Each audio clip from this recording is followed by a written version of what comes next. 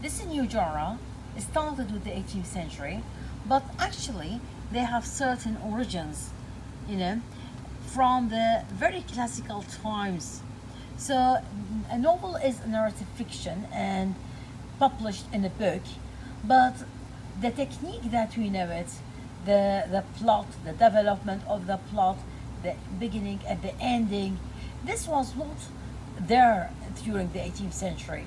So, for example, when we talk about the origins, like the European, the Italian novella and the medieval romances, they all provided a kind of storytelling, but not in the technique that we know it as the novel for today. 18th century novelists, they brought the first novels in the world.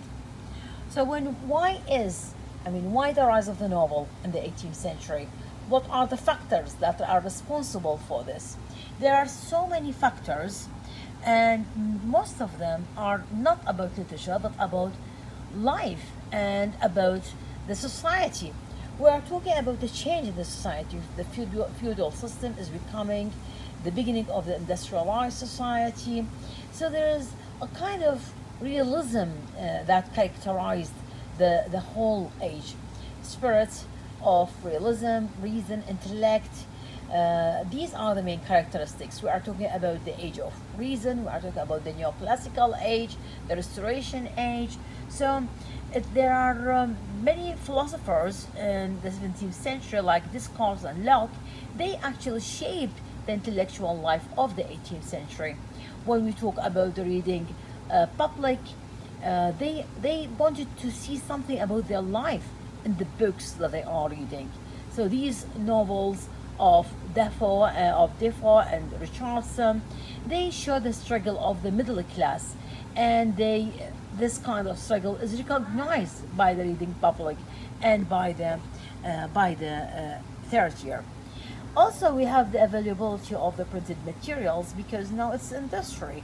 Books are to be sold, and most of these books, most of these books are considered actually a kind of, material, a new industry, all this stuff. Not only books, magazines, pamphlets, they all have their own readers. And when we talk about the upper class and their interest in tragedies and in romances, now this interest is becoming for everyone, especially for the middle class. So the needs of type of literature that express the ideas of the people, not on the nobility, but for the middle class. These novels are written by middle class novelists and addressed to middle class people.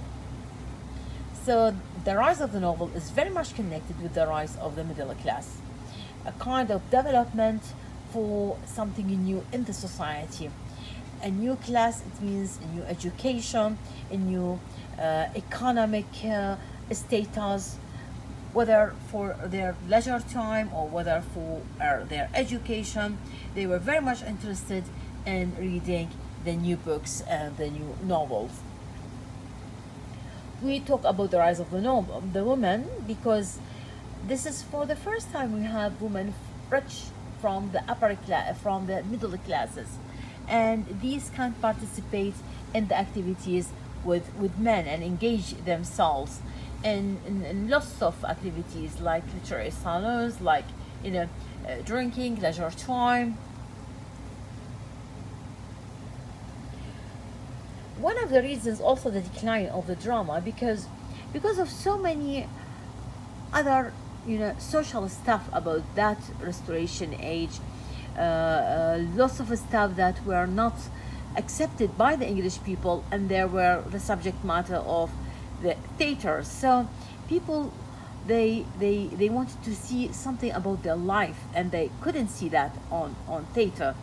For so many reasons, theater lost its fame, and that used to be in, for example, in the Elizabethan age, and and it did not remain as influential literary form.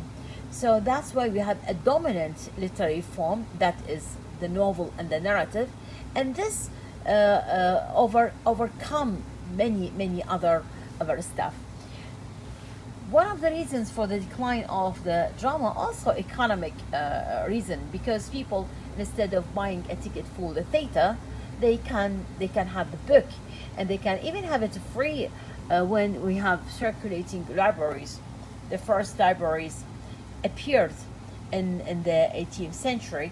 These libraries, you can borrow a book and there is no need for buying it. There will be some fine if you damage it, just like our current library.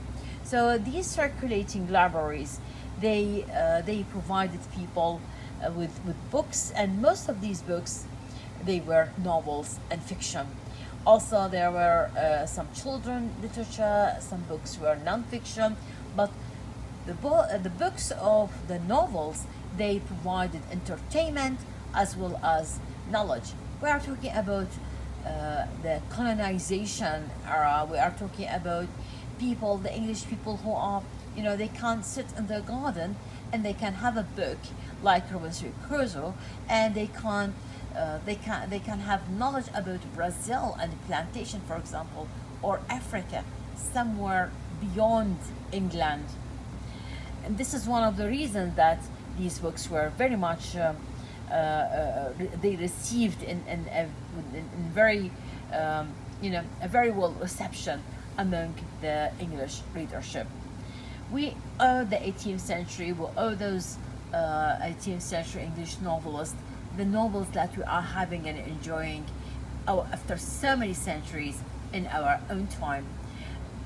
Definitely, when they are developing a new genre, it means that the writers are trying their hands with so many techniques, and that's what happened. There are so many types of the novel. We are going to know this in the second lecture. Thank you so much.